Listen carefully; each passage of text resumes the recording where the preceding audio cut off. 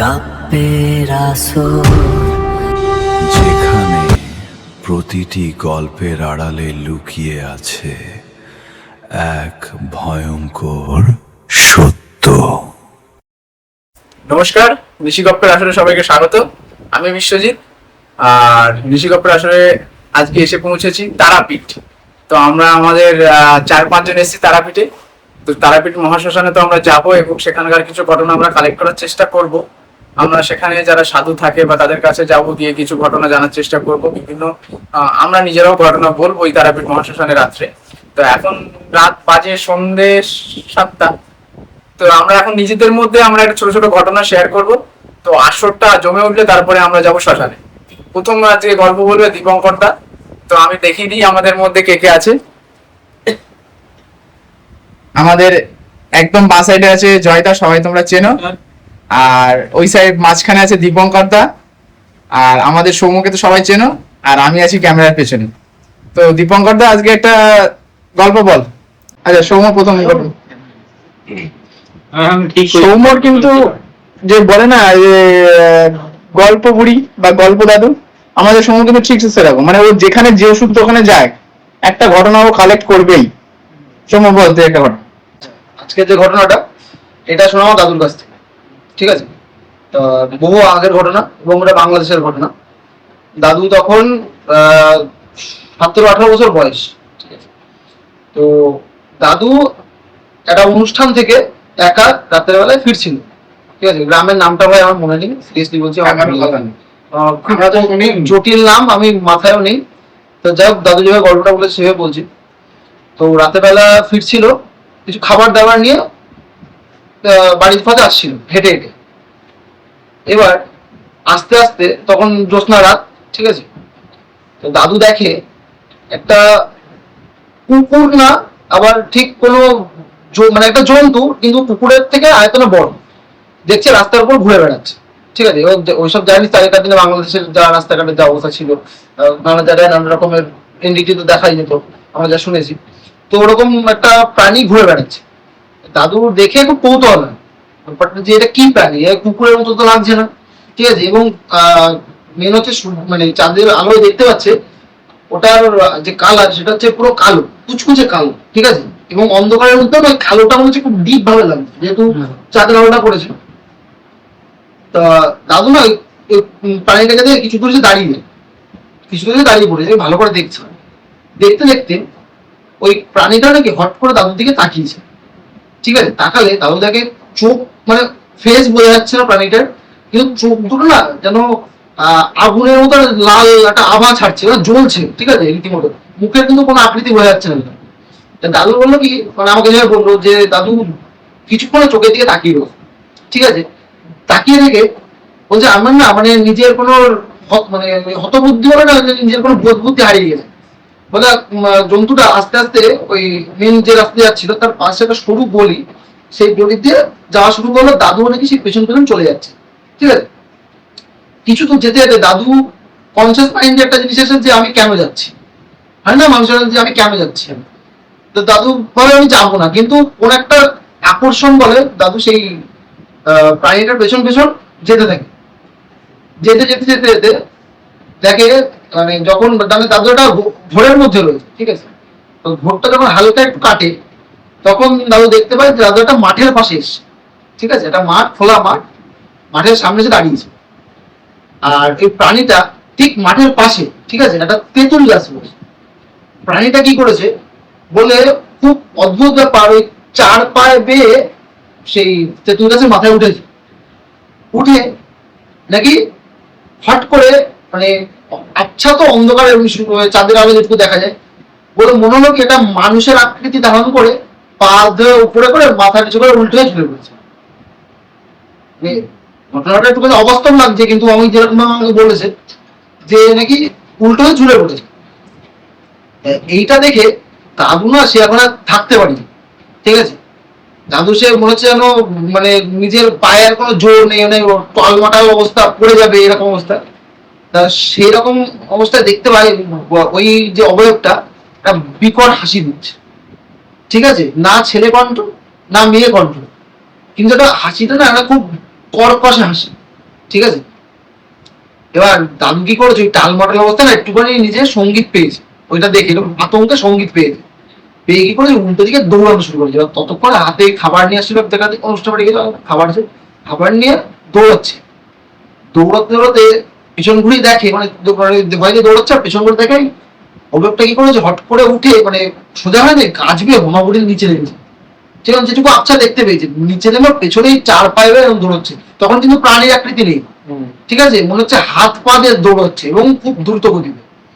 তারপরে খুব দ্রুত গতিতে দৌড়াচ্ছে আর পেছন থেকে কন্টিনিউ দে দে দে এরকম একটা আওয়াজ করছে, ঠিক আছে। আর খুব মানে গলাটা হচ্ছে মানে একটা বিকট গলা, বলতে কোনো মানে কোনো মানুষের সাধারণ গলা নাকি কোনোদিন শুনিনি ওরকম টাইপের গলা।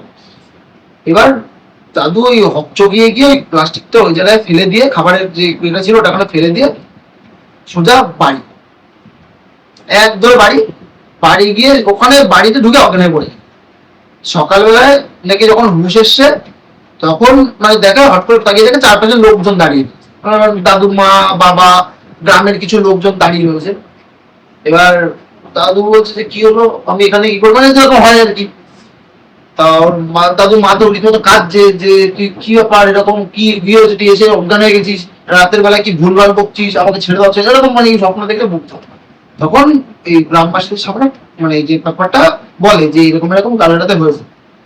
হ্যাঁ, তখন অনেক গ্রামবাসী বলে নাকি অনেকে নাকি রাতের বেলা ফেরে ওরকম একটা ছায়া দেখা যায়, কিছু একটা জন্তু টাইপের কিছু ওই জায়গায় ঘুরে বেড়াচ্ছে, কিন্তু কারোর সঙ্গে এরকম টাইপের ঘটনা হয়নি। দাদু কপাল খারাপ ছিল, এরকম দেখতে পেয়েছে। তো তারপরে ঝাড়ফুঁক করেছে, করে একটু ঠিকঠাক হয়ে এটা একটা খুব মানে আমাকে আজকে বলিনি, দাদু আমাকে ঘটনা বলছে বহু আগে, তখন ছোট আমাকে ভিতরে গল্প বলতো, এই ঘটনাটা আমি এতদিন বলিনি। তো এই ঘটনাটা খুব মানে দাদু বলছে আমি মরা অব্দি ঘটনা ভুলবো না, আচ্ছা, এরকম একটা সাংঘাতিক।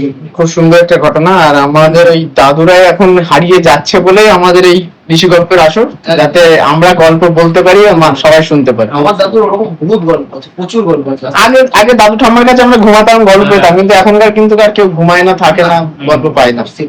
জয়দা এবার বলো তুমি। এই গল্পটা হচ্ছে আমার বাড়ির পাশেরই একটা ছেলের। তারা দুজনা ওরা দুই বন্ধু একদিন রাত 8টার দিকে ওরা হচ্ছে চা খেতে যাচ্ছিল একটা ধাবাতে। তো দুই বন্ধু যাচ্ছে, কিছুটা দূর যাওয়ার পরে ওদের পাশ দিয়ে একটা মানে মরা নিয়ে যাচ্ছিল পোড়াতে। আচ্ছা, তা ওই টাইমে পিছনে যে বসেছিল বাইকে, তার নাকে রজনীগন্ধার সেন্ট, রজনীগন্ধার যে ফুলের গন্ধটা না ওর নাকে মোটামুটি গেঁথে গেছে, মানে ও মানে গন্ধটা ওর নাক দিয়ে যাচ্ছে না। তা কিছুটা যাওয়ার পরে ও বন্ধুকে বলছে আচ্ছা তুই এই ফুলের গন্ধ পাচ্ছিস? বলে হ্যাঁ তখন পেয়েছিলাম, এখন তো আর পাচ্ছি না। বলছে আমি না এখনো এই গন্ধটা পাচ্ছি। হ্যাঁ, দেখা যাচ্ছে আবার কিছুটা চলে গেছে, 2-5 মিনিট রাস্তা দূরে আবার চলে গেছে, তখন আবার বলছে না আমি না এখনো গন্ধটা পাচ্ছি। ও বলছে তুই হাস, তুই ইয়ার কি নামে রে, তুই চল তো। তারপর ও না অতটা ইয়ে করছিল, বলছে আমি পাচ্ছি না, পাচ্ছে। বলছে ও কিছু না মনে করেই চলে গেছে। আবার কাকিকটা গিয়ে বলছে এই বল না, সত্যি কথা বল না, পাচ্ছিস? আর ও বলছে না আমি পাচ্ছি না। তো বলছে দেখ আমি তো পাচ্ছি। বলতে বলতেই ও মানে পেছনে একটু নড়াচড়া বেশি পাচ্ছে, ঠিক আছে, বাইকে বসে বাইকে, হ্যাঁ একটু নড়াচড়া মানে অস্বস্তি হলে ও তেমন করছে। ও তখন বাইকটা রেখে ওর দিকে তাকিয়ে দেখে ওর দুটো চোখ পুরো লাল হয়ে গেছে, ঠিক আছে, দুটো চোখ লাল হয়ে গেছে। আর তখনও ও বলছে গন্ধ পাচ্ছি, আমি এখনো গন্ধ পাচ্ছি। এরকম বলতে বলতেই তা বলছে চল চাটা খেয়ে আসি, আবার ঠিক হয়ে যাবে, ওখানে আর গন্ধ পাবি না। বলতে বলতে ও তখন ওকে বলছে তুই আমার এখানে আনলি কেন? পেছনে যে বসে যে পেছনে বসেছিল বলছে তুই আমার এখানে আনলি কেন? বলছে আনলি কেন মানে তুই তো বললি চা খেতে যাবো, তাই দুজনে যাচ্ছি। হ্যাঁ, এবার ও তখন বলছে আমি তোর সঙ্গে যাবো না, আমি তোর সঙ্গে তো আসিনি, আমি তোরে চিনি না। আমার হ্যাঁ, বলছে আমার যেখানে জেনেছি সেখানে আমার দিয়ে। ও এবার দেখছে তো উল্টো পাল্টা বলছে, চোখ লাল হয়ে গেছে, ওর আবার সন্দেহ হচ্ছে যে ব্যাপারটা হয়তো অন্য কিছু হতে পারে। ও ও এবার কি করেছে, ওর ঘুরিয়ে নিয়েছে, নিলে একদম টান টান ওর বাড়ি নিয়ে, যে তোর বাড়ি এনেছি, যা তুই বাড়ি যা। এবার ও বাইক তো নেমে বলছে এটা তো আমার বাড়ি না, তুই এখানে আনলি কেন? বলো, হ্যাঁ, ও নিজের বাড়ি বুঝ চিন্তা করছে না, বলছে এটা আমার বাড়ি না তো। এবার ওর বাবা মা ডেকেছে, বলছে "এই দেখো তোমাদের ছেলে কি বলছে", আর চোখ টোক লাল হয়ে গেছে। এবার ওরা কি ভাবছে, ছেলে কি নেশা টেশা করেছে, চোখ লাল চোখ টোক লাল, চিনতে পারছে না কারো, বলছে আমার বাড়ি না, মনে করছে নেশা করে ভুল বকছে। ও বলছে না কাকিমা এরকম হয়েছে না, ও তার আগে ওই ছেলেটারে ও বলছে আমার ভালো ছেলে তোরা তুই নিয়ে গেলি, তুই এরকম ছেলে দিলি কেন? ইচ্ছা হ্যাঁ। দিশা করি হ্যাঁ, করিয়ে ও বাড়ি দিয়ে যাচ্ছে। তখন বললো না কাকিমা আমরা এরকম যাচ্ছিলাম, যেতে যেতে এরকম আমাদের পাশ দিয়ে একজন মানে মরা পোড়াতে নিয়ে গেছে, ও তারপরে থেকে এরকম রজনীগন্ধা এই ফুলের হচ্ছে কি গন্ধটা পাচ্ছে, তো দেখে তো ও এরকম করছে, তাই আমি আবার তাড়াতাড়ি বাড়ি নিয়ে আসলাম। ঠিক আছে, এবার বলছে তাই। এবার ওর নাম ধরে ডাকছে, ছেলেটার নাম ধরে ডাকছে, ডাকলে বলছে কি এই বাবু আয় ঘরে আয়। তা বলছে তুমি কে? মানে মারাও চিনতে পারে মারাও চিনতে পারছি না, বলছে তুমি কে? আচ্ছা আমি তোমাদের বাড়ি যাবো। এবার তখন সন্দেহটা হয়েছে, যেহেতু এই কথাটা ছেলেটা বলেই দিয়েছে, তখন বলছে আচ্ছা ঠিক আছে চল তোর বাড়ি তো দিয়ে আসবো। আর সেই ওজাটার নাম জিজ্ঞাসা করলো, বললো ও বাড়ি আছে তো এখন? বললো হ্যাঁ বাড়ি হয়েছে, চল। বললো ওদের বাড়ি চল, ওর দিয়ে আসছি। যেই ওজার নাম শুনেছে সে আর আচ্ছা। যায় না, ও আর যাচ্ছে না। তখন বলছে না আমি যাবো না, আমার যেটা বাড়ি সেটাই নিয়ে চল। বলছে ওইটাই তোর বাড়ি চল। এবার ওরে নিয়ে যেতে পারছে না, এটাও নিয়ে যেতে পারছে না। ভারী হয়ে গেছে হ্যাঁ, ও মানে জোর খাটাচ্ছে, যাবে না। ওরা হাত ধরে টানছে, ও জোর খাটাচ্ছে, যাবে না। এইবারে খবর দিল তাড়াতাড়ি ওই ওজার কাছে, তো ওজা মোটামুটি চলে এলো। আসার পরে ওরা বলছে তুই যাবি না হচ্ছে কি তোরে ঝাঁটা মেরে পাঠাবো এখান থেকে, ওরকম বলছে ডাইরেক্ট। বললো দেখি বুঝে গেছে যে ওকে ধরে, বাহ, ঠিক আছে, ও ধরেছে, মানে হাসিও পাচ্ছে আমার বলতে, আমার ভয় লাগছে।